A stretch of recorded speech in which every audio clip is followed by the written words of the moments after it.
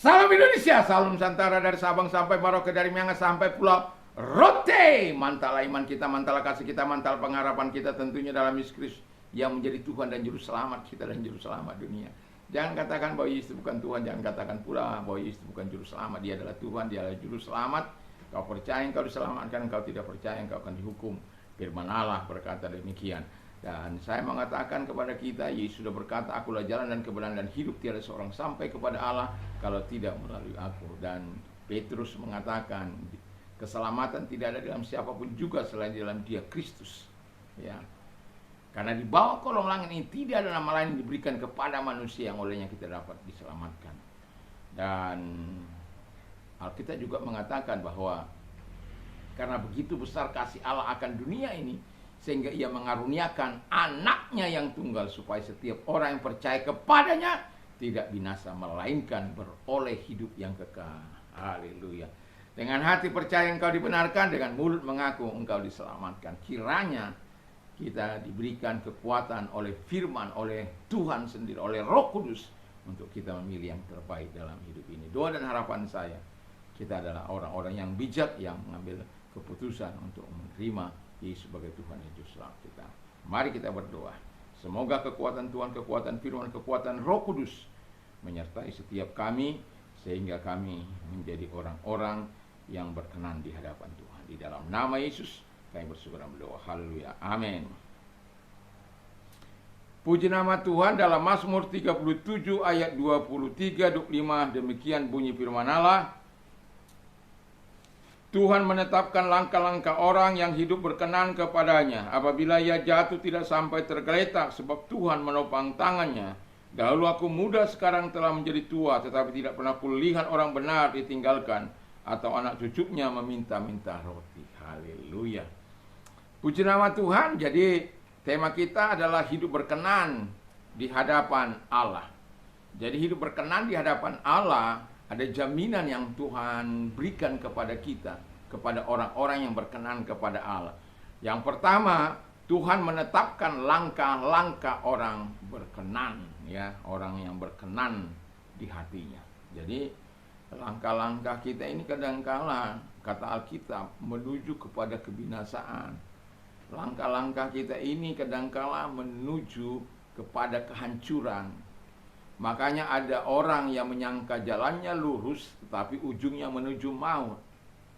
Tapi Tuhan mau menetapkan langkah-langkah kita itu kepada langkah-langkah kebenaran, kepada langkah-langkah ketaatan, kepada langkah-langkah mengasihi Dia, mengasihi sesama, kepada langkah-langkah yang menyenangkan hati Tuhan, bukan memberontak kepada Dia, bukan menyimpang dari Dia, bukan keluar dari rel kebenaran firman Allah.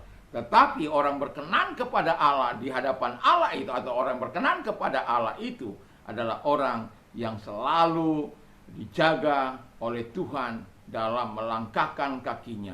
Tuhan akan menolong dia untuk berjalan dalam langkah-langkah orang benar, bukan langkah-langkah orang yang tersesat, bukan langkah-langkah yang bengkok, bukan langkah-langkah yang menuju kepada kehancuran, kebinasaan, bukan langkah-langkah menuju dosa, atau langkah-langkah mau menumpahkan darah, atau langkah-langkah menuju kekerasan, tapi langkah yang penuh cinta kasih, kehormatan, keadilan, dan kebenaran. Itulah yang akan kita lakukan dalam hidup kita. Kita tahu bagaimana orang-orang yang tidak percaya kemudian menerima Yesus sebagai Tuhan dan Juru Selamat mereka. Mereka rela menderita demi nama Yesus. Mereka langkah-langkah mereka yang tadinya kepada kehancuran, kepada kutuk, kepada dosa, sekarang langkah-langkah mereka berbalik 180 derajat menjadi langkah-langkah kebenaran, langkah-langkah kebaikan. Dan itu bukan sesuatu yang mudah. Kita sudah banyak menyaksikan bagaimana orang-orang yang tadinya tidak berkenan di hadapan Allah, termasuk saya ini, termasuk kita, adalah orang-orang yang tidak berkenan kepada Allah. Tetapi keselamatan diberikan kepada kita karena kita percaya kepada Tuhan. Anugerahnya kita terima. Nah, itu sesuatu yang sangat luar biasa. Dan kita sekarang bisa berjalan dalam kebenaran. Dan saya berharap di luar sana yang mendengar khotbah ini membuka hatinya bagi Kristus. Tuhan tidak akan pernah membuat engkau menderita. Tuhan tidak akan membuat engkau mengalami siksa aniaya, tetapi Tuhan akan membuat engkau menikmati segala hal-hal yang baik dari Tuhan. Yang kedua, dikatakan Tuhan menjaga orang-orang berkenan agar tidak tergeletak ketika terjatuh. Ya, biasanya kalau terjatuh kan tergeletak. Tapi 7 kali orang benar jatuh selalu dibangunkan oleh Tuhan. Kenapa? Apakah mereka terjatuh berkali-kali itu tidak membuat Allah bosan menolong kita? Tidak. Karena berbeda antara jatuh dalam dosa dan hidup dalam dosa. Kalau jatuh dalam dosa itu ada karena hilap atau karena emosi mungkin pada waktu itu. Contohnya itu si Musa. Bagaimana dia kesabarannya seringkali diuji oleh orang Israel. Dan dia senantiasa mau bersandar kepada Allah, berdoa kepada Allah. Dan ketika mereka kehilangan air, tidak ada air artinya. Wah, bangsa itu marah sekali sama Musa. Ada banyak kali mereka bersungut-sungut. Bersungut-sungutlah tentang daging, bersungut-sungutlah tentang bawang, tentang kangkung, tentang wortel dan lain sebagainya, tentang roti. Bagaimana mereka nikmat makan sekalipun mereka menjadi budak di Israel, di Mesir, tapi mereka tetap menjadi apa istilahnya, mengingat semua hal-hal yang manis itu. Karena mereka di padang gurun hanya makan mana, tidak ada yang lain. Itu membuat mereka bersungut-sungut. Ada masalah sedikit saja, Musa dikejar. Dan pada akhirnya kita tahu ketika Tuhan mengatakan kepada mereka, walaupun Musa itu berulang kali membela bangsa ini di hadapan Allah, tapi orang Israel tidak tahu berterima kasih. Memang orang ini adalah orang yang tegar tengkuk, keras kepala, kebal. Jadi susah, ya. Tapi sekalipun demikian Musa tetap baik kepada mereka. Bahkan Alkitab katakan dia adalah orang yang paling lembut hatinya. Orang yang lemah lembut, ya. Waduh. Tapi ketika Tuhan menyuruh dia untuk memukul batu itu, dia pukul. Hanya Tuhan katakan 1 kali, tapi dia pukul 2 kali. Akhirnya dia, Harun, tidak sampai ke tanah perjanjian itu. Dan mereka hanya bisa melihat, Musa hanya bisa melihat dari Gunung Nebo. Di tanah perjanjian itu. Dan kemudian dia raib, diangkat oleh Tuhan. Karena mayatnya tidak ditemukan. Kalau Harun kan diajak naik ke atas, kamu akan mati di sana. Karena ada saksinya di situ. Ada anaknya Eliezer, ada Musa. Ketika dia telah menanggalkan baju imam besarnya, menggantikannya kepada Eliezer, maka dia dicabut nyawanya oleh Tuhan. Sesuatu yang sangat indah. Nah, dan itu sebabnya saya katakan Tuhan menjaga orang yang berkenan agar tidak tergeletak ketika jatuh. Kenapa? Tangannya menopang. Jadi itu sebabnya hiduplah berkenan di hadapan Allah. Yang terakhir, Tuhan tidak akan meninggalkan orang yang berkenan kepadanya, termasuk anak cucunya. Wah, ini seru ini.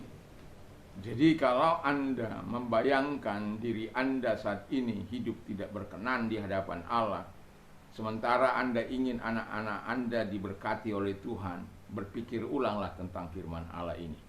Artinya, saya mau katakan Anda dulu hidup benar supaya anak-anak Anda mengikuti teladan Anda. Sama seperti yang sering saya katakan, kalau kita mengajar hal-hal yang benar kepada Allah, kepada anak-anak kita, lalu kita tidak melakukan. Satu contoh saja, kita suruh anak kita puasa, tapi kita sendiri nggak pernah puasa.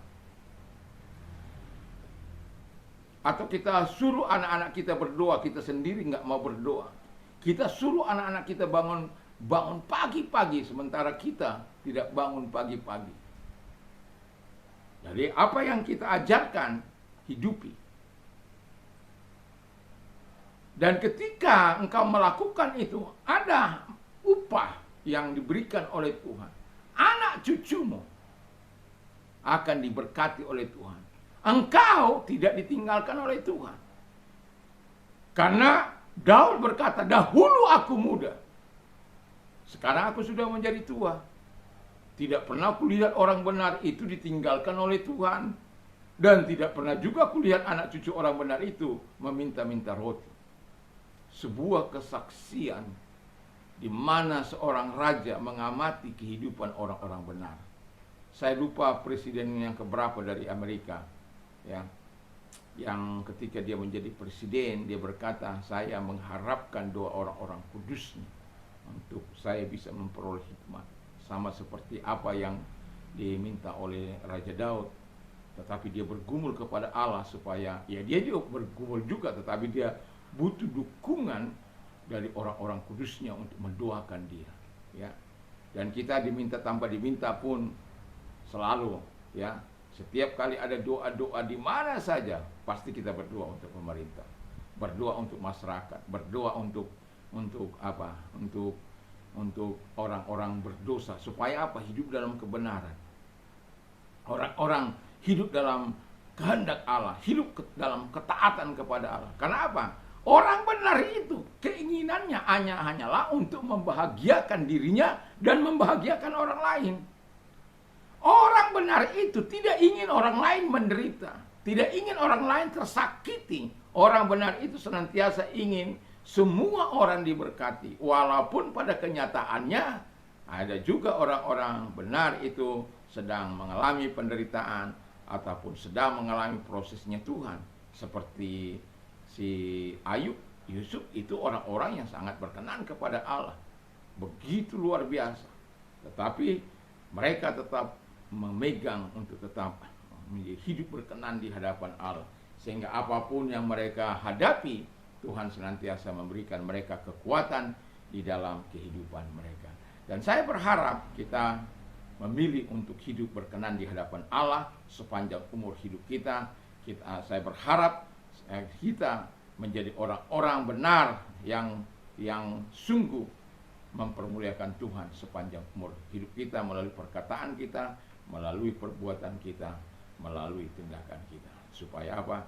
Nama Dia dipuji dan dimuliakan melalui kita dan di dalam kita dan juga bagi Kristus. Terpujilah Tuhan. Mari kita tunduk kepala dan kita berdoa. Terima kasih. Biarlah kami orang-orang hidup berkenan kepadamu. Dan kami juga mau berdoa sebagaimana firman, doakan mereka-mereka yang sakit, dan juga Bapa di surga, usir setan-setan dan lenyapkan segala sakit penyakit dalam nama Yesus. Mari Engkau tumpangkan tangan atas mereka. Bagi mereka-mereka yang sakit yang saat ini bersama-sama dengan kami berdoa, kami perintahkan segala sakit penyakit mereka dalam nama Yesus keluar, dan oleh bilu-bilu daripada Tuhan Yesus mereka sembuh, oleh kuasa-Mu mereka sembuh di dalam nama Tuhan Yesus Kristus. Dan biarlah Tuhan senantiasa menyatakan kebaikan-Mu, menyatakan kuasa-Mu dalam hidup mereka. Mujizat-Mu mereka alami dalam hidup mereka. Dan kami juga berdoa Tuhan, Engkau Tuhan yang akan menolong mereka, dan mereka-mereka yang mengalami penderitaan. Jika Engkau orangnya, saya mau katakan kepada kita, mari serahkanlah semua ke dalam tangan Tuhan, karena Tuhanlah yang akan menolong engkau, Tuhan yang akan membela engkau. Di dalam nama Tuhan Yesus Kristus. Kalau engkau orangnya, angkat kedua belah tangan, kita berdoa. Kami menyerahkan diri kepadamu Tuhan, Engkau katakan memberikan kelegaan. Engkau yang berkata, orang-orang yang Kau kasihi, orang-orang yang mengenal namamu, ketika mereka mengalami permasalahan penderitaan dalam hidup mereka, ketika mereka berdoa, Engkau menjawab. Kami datang kepadamu, jawab kami Tuhan, di dalam nama Tuhan Yesus Kristus, dan pertolongan-Mu datang kepada setiap kami yang datang kepadamu saat malam ini Tuhan. Di dalam nama Tuhan Yesus Kristus, kiranya Tuhan menolong kami untuk melakukan yang terbaik dalam kehidupan ini. Terima kasih, sehingga kami dapat memberikan kemuliaan, kebaikan buat pertolongan Tuhan yang Kau nyatakan dalam hidup kami. Terima kasih, kami bersyukur dalam nama Tuhan Yesus Kristus. Amin. Dan Saya berkata, selamat malam. Kiranya damai sejahtera Allah yang melampaui segala akal akan memelihara hati dan pikiran kita. Jangan lupa berdoa sebelum tidur dan membaca firman Allah. Tuhan Yesus memberkati kita. Mantap, mantap, mantap.